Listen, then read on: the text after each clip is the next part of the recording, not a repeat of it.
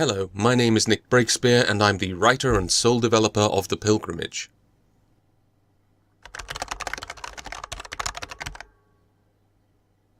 The Pilgrimage is a parser-driven text adventure for Windows, a game in which you type commands and the computer endeavors to understand your horribly malformed, foolish, or obscene instructions. Set in a richly detailed world established by a growing series of novels, The Pilgrimage takes place approximately 1,000 years after the Earth was destroyed by a darkness now remembered only in legend.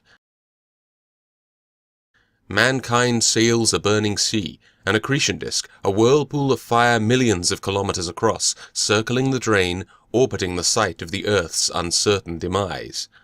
This burning sea is known as the Edderwheel. In great cities sculpted from the slag remnants of planets scorched by the sun's dying rage, humans shelter from Sol's burning blood, and new cultures, religions, and mythologies arise, born of forgotten histories and half-remembered technology. Onto this post-apocalyptic stage lurches the Pilgrim.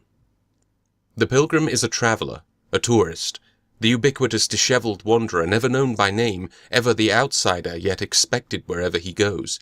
Events have a tendency to wrap around him like the grubby clothes he wears, for he is the harbinger of misfortune and sheer dumb luck, the wrong man more often than not in all the wrong places. His story begins in the ancient monastery town of Fire's End, origin of the Edderwheel's most widespread religion. His story begins in a puddle of booze and drool, waking from a night of excess to discover that he never left the pub, that he owes the landlord a substantial sum of money, and that he has none. His only possessions, a journal with half its pages torn out, and a key to a room at a local inn that he has no memory of renting. If he can make it through the morning without landing himself in jail, he may go on to explore the town and complete his pilgrimage, and return home with pockets full of souvenirs and a head full of memories. But then again, a dead body, a spy, and a gang of thieves may all conspire to render his journey far more eventful, and lead him on an odyssey of hangovers and misunderstandings. While parallels to the grandparents of the text-adventure genre are inescapable, The Pilgrimage is being written with the intent to become a text-based descendant of later graphical adventures, such as the Monkey Island series or Grim Fandango.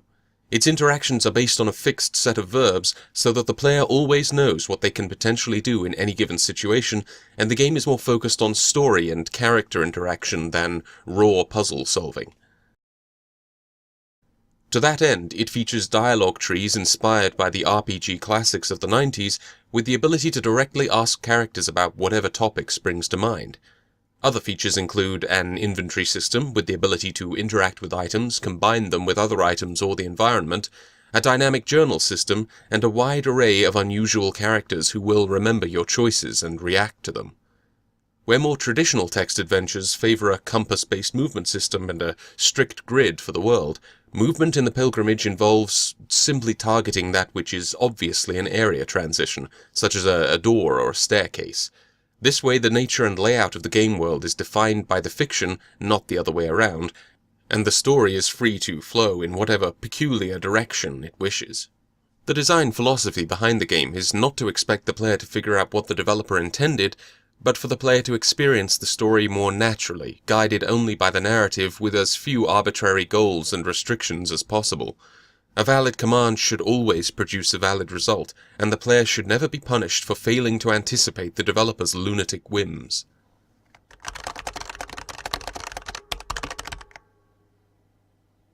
The intended structure for The Pilgrimage is that it should eventually mimic a series of novels. The first book chronicles the pilgrim's misadventures in and around the monastery town of Fire's End, taking place over 3 days. The intention for this first book is that it should be substantial enough to represent a full game in its own right. But like the Monkey Island series, the story will be ongoing, and it is my intention to keep adding to it as I continue to add to the series of novels the game is based on. Any future additions and expansions will be a free update to the base game, providing, of course, that my own poverty does not prevent further development. Which brings us neatly on to the next topic.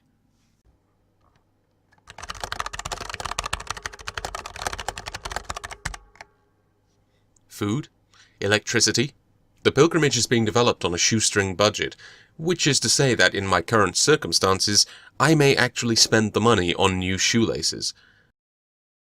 There are no plans for stretch goals because, quite frankly, I'm a realist and I have a clearly defined design, and more money would not actually make the work go any faster. Rest assured, the game will be written whether funded or not.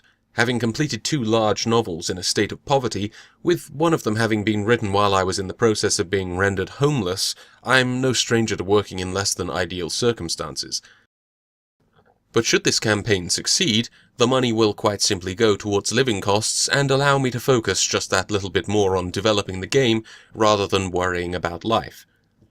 As it stands, the engine has been written, a demo is available, and the game is due to be released on Steam once finished, with the intention to aim for a good old games.com release in the future, assuming they'll have me. The game will be available with no DRM. You have my heartfelt thanks for any support you can offer, whether in the form of Kickstarter investment or by simply spreading the word about this project. If you're interested in supporting the project, but don't wish to use Kickstarter, or you're more interested in the fictional setting than the game, please consider glancing in the direction of the novels, and preferably buying them in the process. Thank you for your time.